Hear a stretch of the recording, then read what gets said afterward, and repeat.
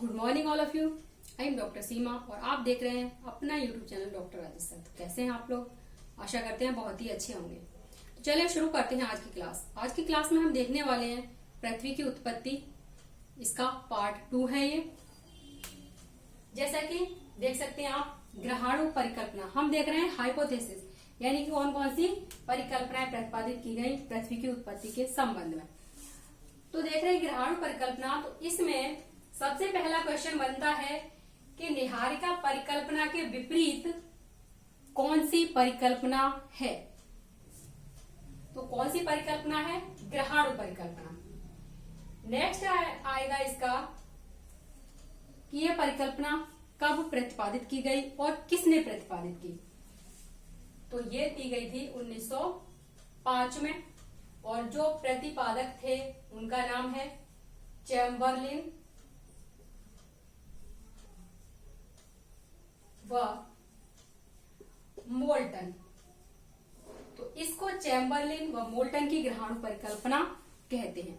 इसके अलावा यदि कभी चैम्बरलिन केवल अकेला ही आता है तो भी हम ग्रहाणु परिकल्पना में चैम्बरलिन को ही लगाएंगे।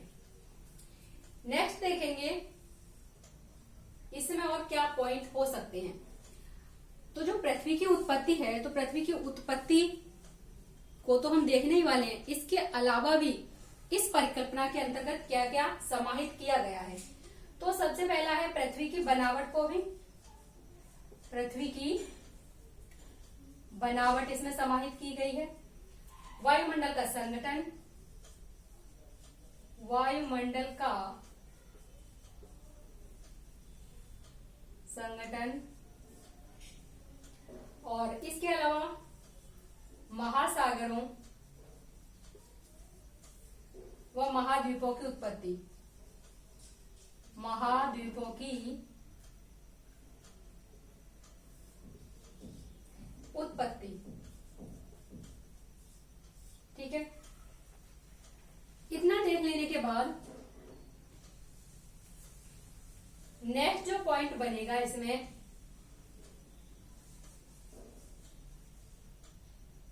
क्योंकि ये जो परिकल्पना है वो द्वैतवादी संकल्पना से ली गई है, यानी कि दो तारों की बात इसमें की गई है।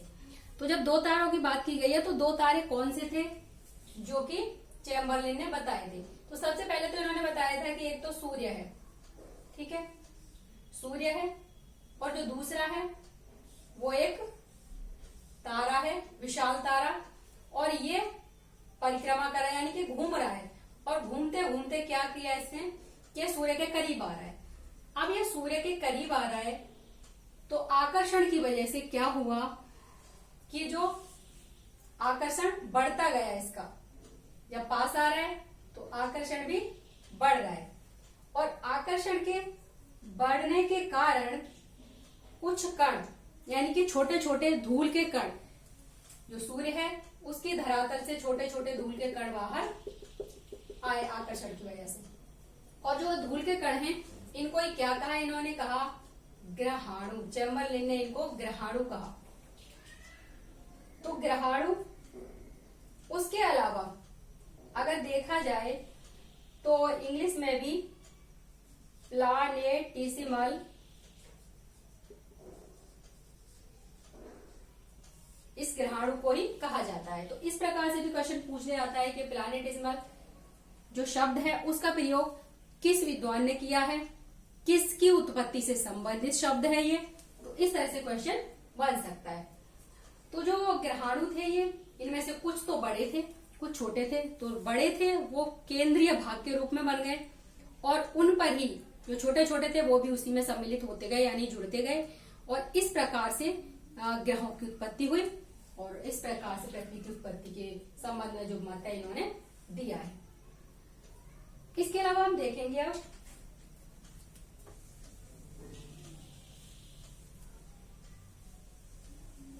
जो जीन्स यानी कि जेम्स जीन्स जो ज्वारीय परिकल्पना है।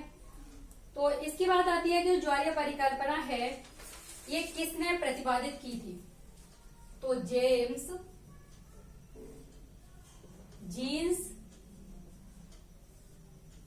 जेफरीज, जेफरीज का नाम भी आता है इसमें, लेकिन जेम्स जीन्स की ज्वारीय परिकल्पना हम इसे कहते हैं। जेफरीज का नाम आता है जब कि जेफरीज ने इस परिकल्पना में कुछ संशोधन किए थे, तो हम उसे देखेंगे। सबसे पहले इन्होंने इसका प्रतिपादन किया था, और कब किया था, तो ये किया था 1919 में। लेकिन जेफरीज आते हैं और जेफरीज क्या करते हैं कि वो इसमें संशोधन करते हैं, और जेफरीज ने संशोधन किया था, संशोधन वो किया था 1929 में। ठीक है, तो इन्होंने 1919 में प्रतिपादित की, इन्होंने संशोधन बाद में किया है। तो इन्होंने क्या माना है, सबसे पहले ये देख लेते हैं। तो इन्होंने माना था कि एक तो है, इन्होंने भी दो तारों की परिकल्पना है, ये मान लिया कि सूर्य है, ठीक है, सूर्य है और एक विशालकाय तारा है, और जो विशालकाय तारा है ये क्या कर रहा है, ये भी घूम रहा है, पथ के सारे घूम रहा है। तो ये सूर्य के करीब पहुंचता है, ये भी सूर्य के करीब आने लगा ये। तो सूर्य के करीब आने से इसमें क्या हुआ, यहाँ पर सूर्य में, तो ये जो बाह्य भाग है यहां से ज्वार, यानी कि ज्वार, यहाँ पर जो बाहरी इसकी परिधि है वहां पर इसमें ज्वारीय शक्ति का प्रभाव होने लगा। तो वो ज्वारीय शक्ति का प्रभाव किस प्रकार से, तो इन्होंने बताया कि जिस प्रकार से चंद्रमा और पृथ्वी जब पास आते हैं तो आकर्षण शक्ति के कारण जो महासागरों में ज्वार उत्पन्न होता है, तो उसी पर आधारित इन्होंने इस परिकल्पना को बता दिया। तो जो ज्वार था वो इधर आया, यानी कि जब और भी बड़ा रूप, इसका तो बड़ा रूप तो ऑलरेडी था, जो ज्वार निकल रहा है बाहर को उसके सूर्य के, तो ये काफी यानी कि हजारों किलोमीटर लंबा था, और इसकी जो आकृति थी वो एक सिगार के आकार की थी, जो आप देख रहे हैं इधर, ये सिगार के तरह से की आकृति थी। तो इसको जब ये सूर्य से अलग होगा, यानी कि आकर्षण शक्ति इतनी बढ़ गई कि यह सूर्य से अलग हो गया, और अलग होने के बाद क्या हुआ कि इसके साथ तो जा नहीं सका ये, और ये क्या करा इसने कि सूर्य के चारों ओर ये भी चक्कर लगाने लगा, यहां से अलग हुआ और सूर्य के यानी कि यहां से बिल्कुल अलग हुआ ये, और सूर्य के चारों ओर ही चक्कर लगाने लगा। तो इस प्रकार एक आकृति बनी। तो उस आकृति को, इसको ही क्या कहा, फिलामेंट,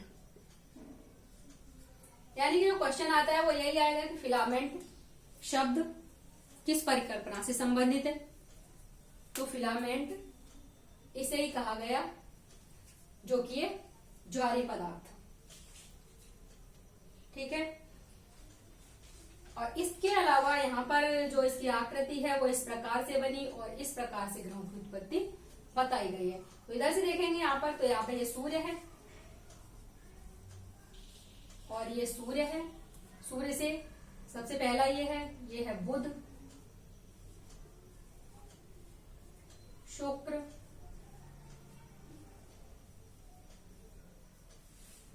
बुध, शुक्र, पृथ्वी, मंगल, और ये जो सबसे बड़ा है इसे देख सकते हैं, ये बृहस्पति है।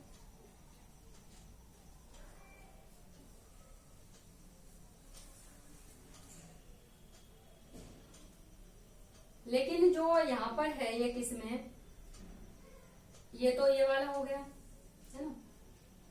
इसके अलावा एक और है, ये एस्ट्रॉइड,